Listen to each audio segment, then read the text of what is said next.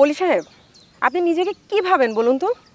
আপনার কি ধারণা এই পৃথিবীর প্রত্যেকটা মানুষ আপনার কথা মতো চলবে? পৃথিবীর সব মানুষ কিনা জানি না, কিন্তু এই শহরে মনে করেন যে এই শহরের যারা আছে, আবালো বিদ্যা বনিতা যারা আছে, সবাই আমারে মানে, সবাই আমার কথা শোনে, কারণ আমি এই শহরের ডন। ডন? নিজেকে ডন বললে ডন হয়ে যায় না। আচ্ছা, আপনাকে কে গুণে বলেন তো?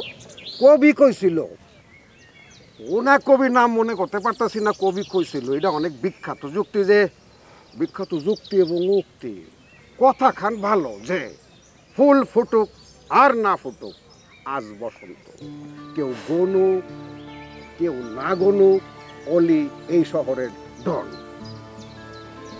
এই শান্তি নিয়েই থাকুন। আচ্ছা, আমাকে কেন ডেকেছেন বলুন তো?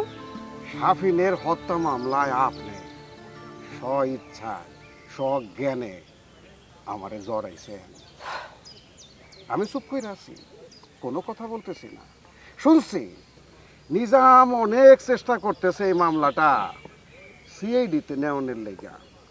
বিষয় খান, আপনি আপনি নিশ্চয়ই ভালো করে জানেন। না জানার কি কোনো কারণ আছে? এখন সিআইডি অফিস থেকে যদি আমারে তলব করে, তাহলে তো রসগোল্লা খাওয়ানোর লেগে তলব করবো না, জিগানের লেগা শাফিন হত্যা মামলা। আর খালি আমি তো একলা না, যেহেতু মামলা করছেন আপনি, আপনারেও তলব করব।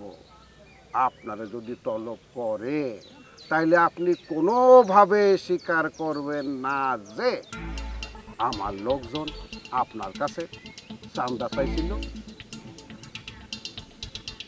কোনোভাবে স্বীকার করবেন না।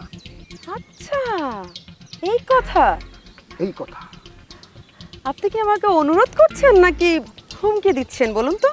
অলি কখনো কাউরে কোনো দিন অনুরোধ করে না, হুকুম দেয়। হুকুম তামিল না করলে ফলাফল যা হয় তাই। আপনি কি জানেন মিস্টার অলি, আমাকে দেয়া এই হুমকি আপনার জন্য কত বড় কাল হয়ে দাঁড়াচ্ছে? আপনি কিন্তু নিজেই নিজের কবর খুঁড়ছেন। আমার লাইগা ভাবার তো অনেক লোক ধরায় গেছে। ধন্যবাদ অলি, তুমি ভাগ্যবান, তোমার লাইগা অনেক সুন্দরীরাও ভাবে। কষ্ট করা লাগবে, আমার লাইগা ভাবা লাগবো না। আমার বিষয়টা আমি খুব ভালো করেই জানি। আমি যেটা বললাম সেইটা করবেন, তাতে তাতে কি? থেমে গেলেন কেন, বলেন তাতে কি? তাতে তাতে অনেক কিছু। আমি তো শাফিনরে খুন করি নাই, এইটা একটা মিথ্যা। দিনের আলোর মতো পরিষ্কার যে আমি অলি এই কাজটা করি নাই। তারপর আপনি আমার দিকে সন্দেহের আঙ্গুলটা তুলছেন। ঘুইরা যায়েন না, ঘুইরা যায়েন না, এই যে এইদিকে, এইদিকে অলি, এইদিকে। একটা সময় প্রমাণ হয়ে যাইব যে অলি নির্দোষ, নিরপরাধ, শাফিনের খুনের সঙ্গে অলি জড়িত নয়। তখন আপনি কি করবেন? কই যাইবেন?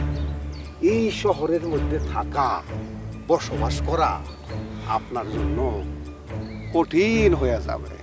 আপনি দূরত্ব বজায় রেখে কথা বলুন আমার সাথে। আমি দূরত্বই বজায় রাখি, বরাবরই দূরত্ব বজায় রাখি। দূরত্ব বজায় রাখতে রাখতে আমি এইখানে এসে বসছি। Thank you so much.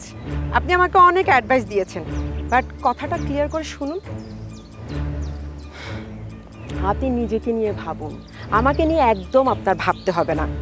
আমি ভাঙবো, মচকাবো না। মচকালে ভাঙবো না। হ্যাঁ, ভাঙার মতো মেয়ে আমি না। শেষ হয়েছে। এই সর সর।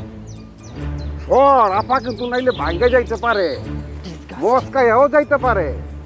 কথাখান মাথায় রাখেন, এই শহরে থাকা কিন্তু আপনার লেগা কঠিন হয়ে যাইব, কঠিন। নজর রাখবি, কোথায় কোথায় যায়, কার কার সাথে কথা বলে, নজর রাখবি। একলা থাকুন, যা।